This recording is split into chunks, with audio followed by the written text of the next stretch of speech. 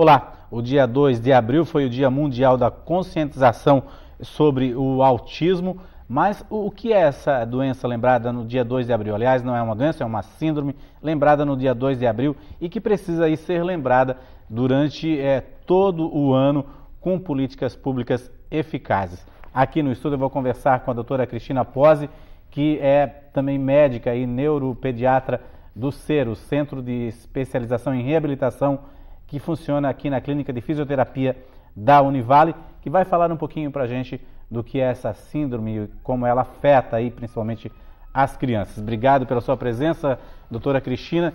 Então, doutora, a síndrome do autismo é uma síndrome que ela não é aparente, né? Não tem uma aparência como a síndrome de Down, que tem uma característica. Como que os pais, né, conseguem perceber no ambiente familiar que a criança é portadora dessa síndrome? Bom dia, então, obrigada por me chamar para conversarmos a respeito deste assunto.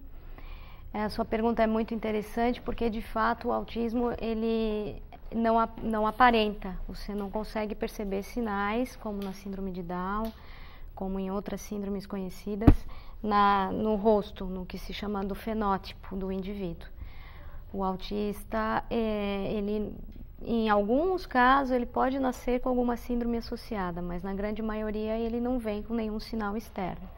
E os primeiros sinais, então, passam a se manifestar, podem se manifestar no primeiro e segundo anos de vida. Com o quê? Uma criança assim que está mais isolada, alheia ao chamado, ela não responde prontamente ao seu chamado, ela não compartilha a atenção com você, você mostra um brinquedo, ela está interessada em outro, ela evita, ela não tem um contato visual muito apurado, a sua linguagem pode se desenvolver mais tardiamente ou não se desenvolver, em algumas situações, quadros mais leves, ela se desenvolve no tempo certo, mas vem com características muito peculiares. Então, nos primeiros 2 anos, os principais sinais seriam alterações nessa reciprocidade social, que a gente chama, que é a interação, o interesse pelo outro, mais do que por um brinquedo, ou mais do que por um detalhe, né? Ela volta-se muito para um detalhe, para um brinquedo, para algum movimento, para alguma brincadeira repetitiva, do que para você, necessariamente, ou para o cuidador. E essa comunicação, né, a linguagem que não acontece, mas também uma outra comunicação não verbal que a gente chama que também não acontece. Então, ele muitas vezes pode utilizar a sua mão como se fosse a extensão do corpo dele para conseguir alguma coisa, bater em você assim como algum sinal de que ele está querendo. Ele não utiliza gestos, a mímica facial sempre é muito parada, ele não tem muitas expressões de alegria, tristeza. Então, esses sinais nos primeiros anos são os que marcam. E depois, né, ao adentrar a escola, dependendo do grau, esses graus mais leves, o diagnóstico, infelizmente, é mais tardio. Então, quando se iniciam as demandas sociais na escola, que a criança é exigida para sentar, para brincar, para compartilhar, para cumprir uma tarefa em conjunto, ela também tende a não interagir, a se isolar, a ter dificuldades para compreender os comandos e executá-los. Então, basicamente são esses sinais: comunicação, interação e uma tendência à repetição, a brincar de maneiras sempre iguais, alguns interesses específicos. Então, criança que acende e apaga a luz várias vezes, ou fica fixa no movimento de círculo do ventilador ou da rodinha, andar de um lado para o outro, andar na ponta dos pés, são alguns sinais. O que os pais pensam que podem ser manias tolas, manias bobas, pode ser o sinal do autismo. Sim, pode ser um sinal, às vezes o que parece uma graça, né, ou um tique, pode ser uma pista. Daí o pai precisa estar atento. Alerta, atento. Muito atento. E realmente, se tiver dúvidas, procurar um profissional, né? Sem dúvida. Uma vez que existe a suspeita, né, ou a dúvida, tendo-se uma criança com atraso de linguagem, tendo-se uma criança que evita o olhar, né, tem um contato visual pobre, que brinca muito só, que tem alguns movimentos estranhos, né, alguns maneirismos, o importante é você levar para um profissional para que seja avaliado e devidamente encaminhado. Agora, isso não pode ser confundido em casa, né, ou até na escola, como uma depressão infantil, uma leve depressão? É diferente, doutora? Para nós falarmos em depressão infantil aos 2, 3 anos, isso não casa, né? Uma coisa é uma coisa, outra coisa é outra coisa. A gente está falando de uma criança em desenvolvimento, de um ser que está descobrindo, né, o mundo. É isso. Geneticamente ele está propenso a desenvolver esse quadro, porque as evidências cada vez apontam mais para uma causa genética, né? Então não é porque a mãe não é afetiva, ou porque ele tomou uma vacina, ou porque ele comeu glúten, que ele tem autismo.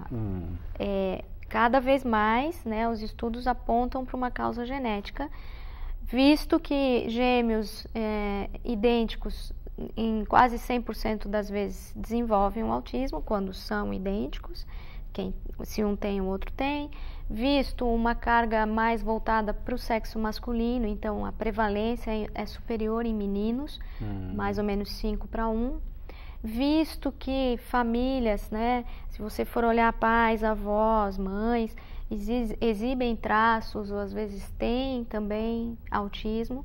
Então, o autismo é uma doença, né, um quadro genético, geneticamente determinado. E aí vem um ambiente que muitas vezes assim é um ambiente com pouco estímulo, né? Um ambiente onde a criança muito cedo é colocada na frente de uma televisão para brincar, então ela definitivamente não interage com nada, né, nem com ninguém. Então são situações do desenvolvimento. A depressão já exige que ela é mais tardia. Você não vai ter depressão com 2 anos, você vai ter depois dos 8, 9, né? É um quadro onde parte da formação já está pronta. Mas confunde-se muito né, com crianças hiperativas, muitas vezes, ou crianças, você tem que afastar sempre deficiência auditiva, essas crianças que têm atraso de fala, ou que falam mal, né, é o principal diagnóstico diferencial aí por volta de 2, 3 anos, você tem que ter certeza, então sempre tem que se avaliar a audição dessa criança. Agora, a mudança de comportamento da sociedade, como por exemplo assim, ter um filho único, a questão da habitação, morar em apartamento, a criança fica isolada às vezes do resto do mundo, isso também pode influenciar nessa questão do autismo? Existem pesquisas? Veja, se a gente está falando de um quadro que é genético, você não consegue mudar só por conta do ambiente. Existe uma marcação ali, o cérebro geneticamente está propenso, determinado a funcionar daquela maneira.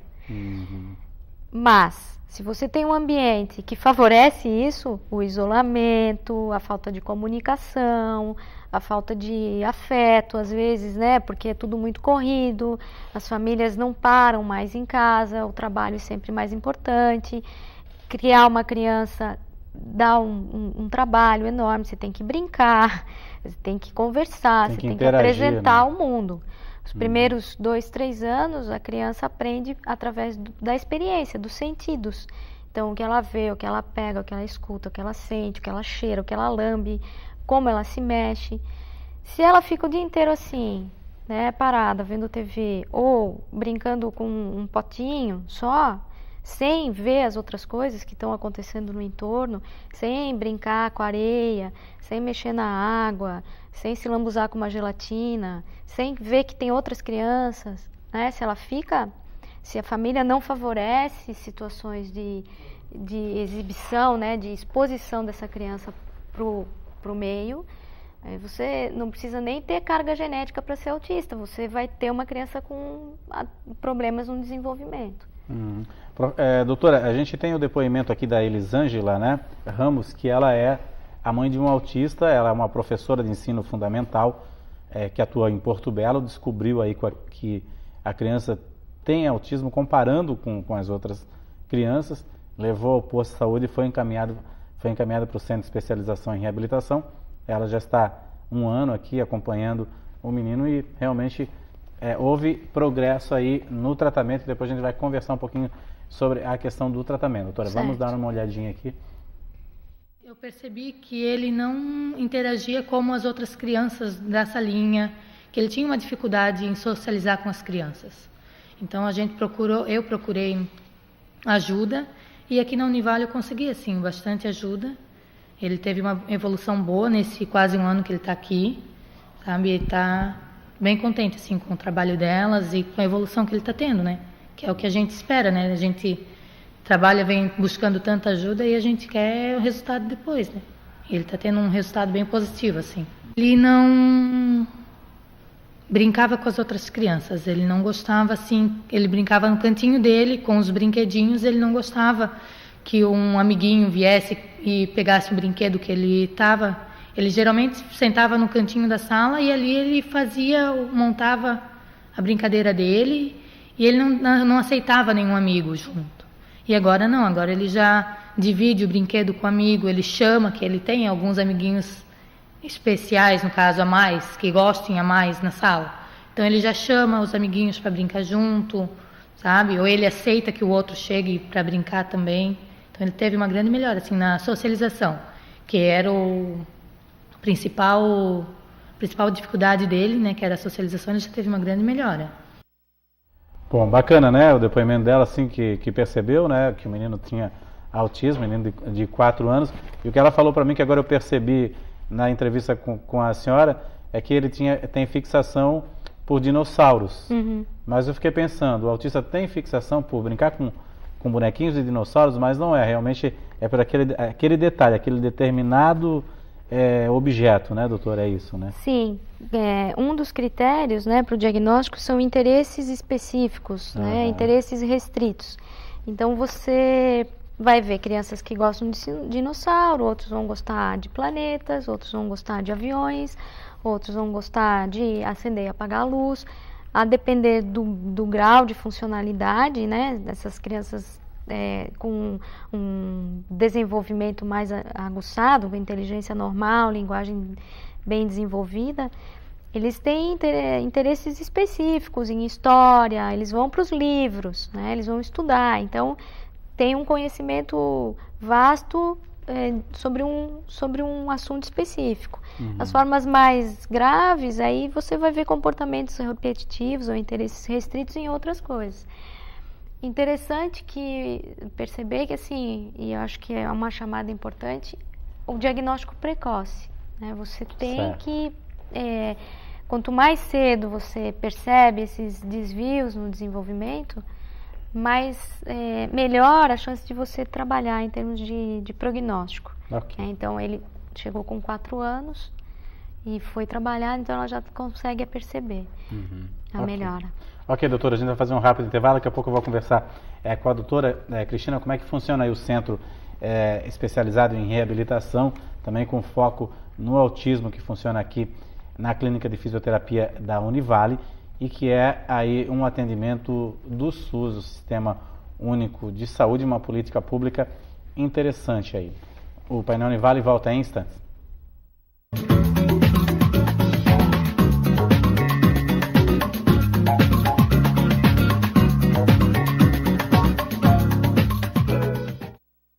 Hoje estamos no segundo bloco do painel Univale. Hoje estamos falando sobre um assunto bastante sério, que é a síndrome do autismo, que tem um dia aí de conscientização mundial, que é o dia 2 de abril, mas aí que deve ser aí lembrado e verificado aí todas as questões de saúde pública, de políticas públicas durante todo o ano.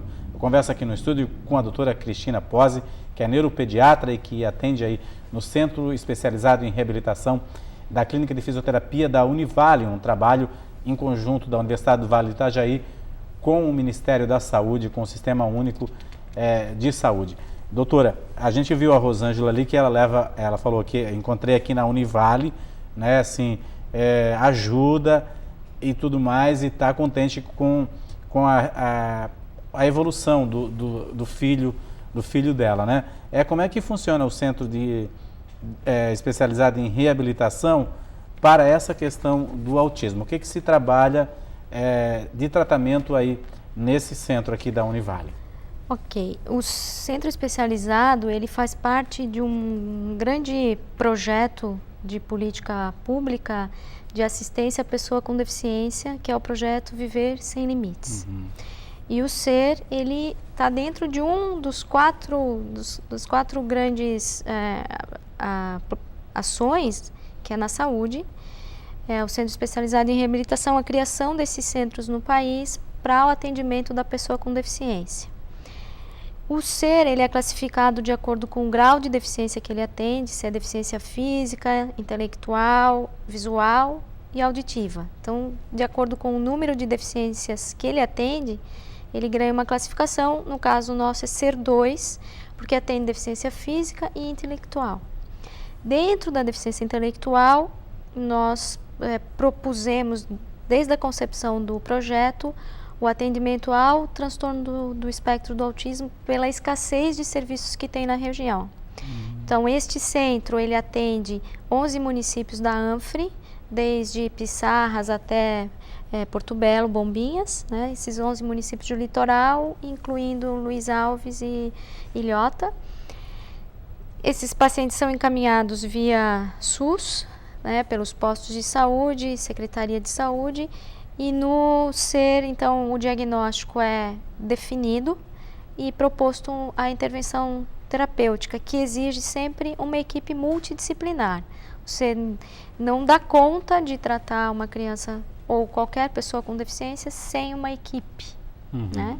E na equipe da deficiência intelectual é fundamental a psicologia e a fono. A terapia ocupacional também para treino das habilidades. Em algumas situações a gente pede também um apoio da fisioterapia. Aí contamos também com assistente social, nutricionista, enfermeiro e a parte médica de neuropediatria. Então as sessões costumam ser semanais, sessões de 50 minutos com 1 ou 2 especialistas no mesmo momento, ou 2 sessões, cada um com um especialista.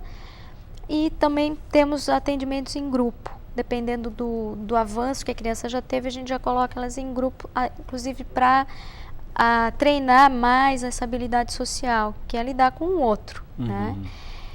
E esses acompanhamentos são feitos, então, num período não superior a 12, 18 meses, é o prazo que a gente tem via portaria para ficar com o paciente, que a gente precisa dar alta para poder entrar em novos, né?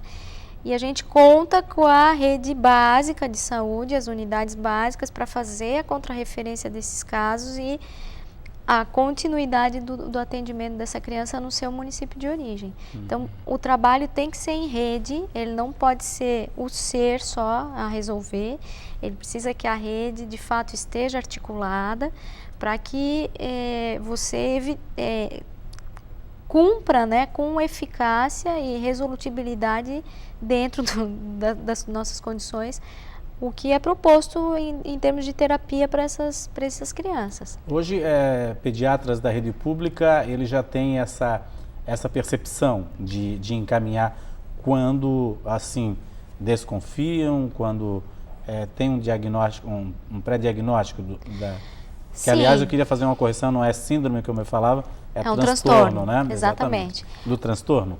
Hoje é considerado transtorno do espectro do autismo, todas as formas antes conhecidas como Asperger, autismo atípico, Heller, síndrome de Rett, hoje estão todos sobre esse grande guarda-chuva que é o transtorno do espectro do autismo. E aí nós classificamos por graus de funcionalidade, né? Desde forma muito leve, moderada e grave.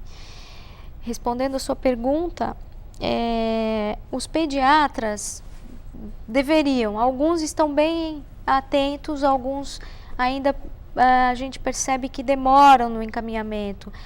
Principalmente, assim, a gente escuta às vezes as famílias comentando, ele não fala com 2 anos, o pediatra pediu para esperar até os 3, mas com 2 anos a criança precisa falar palavras isoladas. A gente considera atraso de linguagem quando até os 2 ela não fala palavras isoladas, papai, mamãe, carrinho, água, dá, tchau, beijo, né?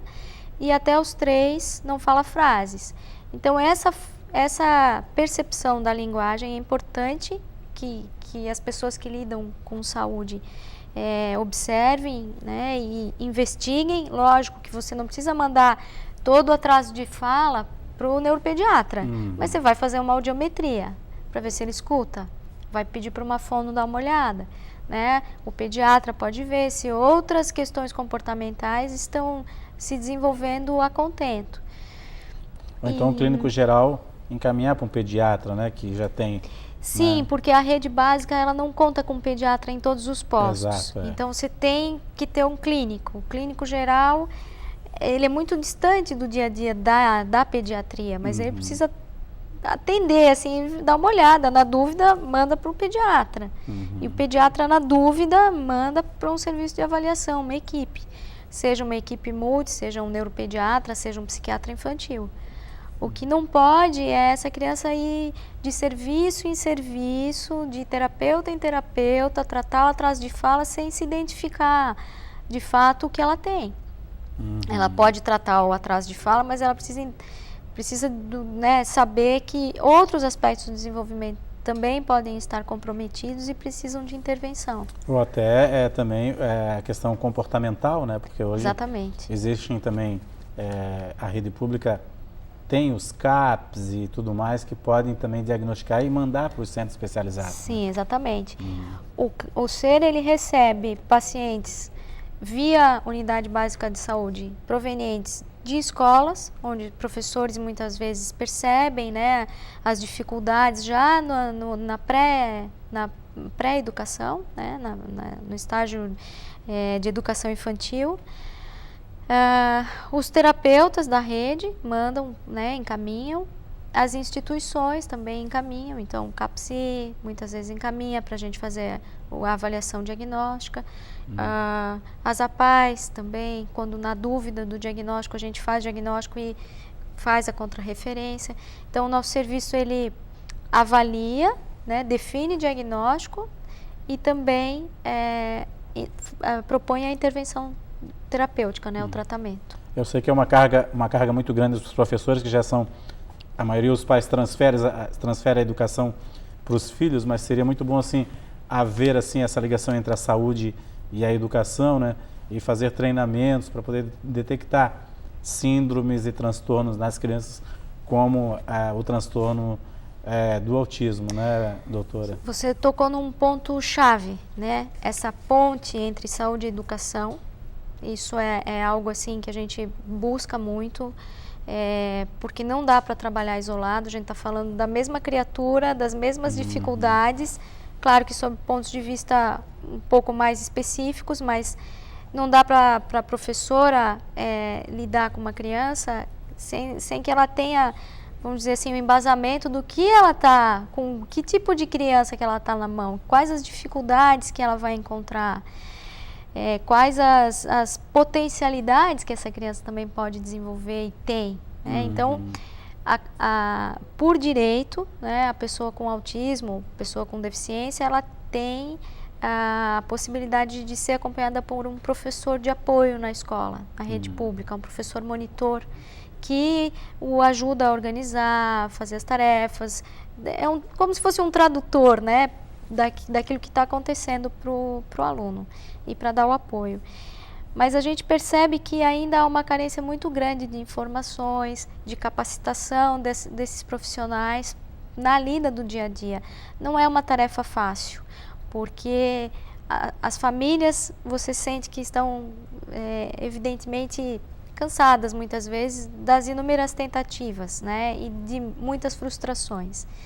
A escola tem que dar conta de 30, que são meio capetinhas, aí de fato tem lá a sua dificuldade, e normalmente você tem outras síndromes numa sala de aula, né? Se a gente considerar as porcentagens, 1% é autista, 5% é TDAH, 8% é disléxico, então você vai ter sempre alguém com dificuldade na sua sala de aula, aí tem que ter um professor de apoio para dar conta disso tudo.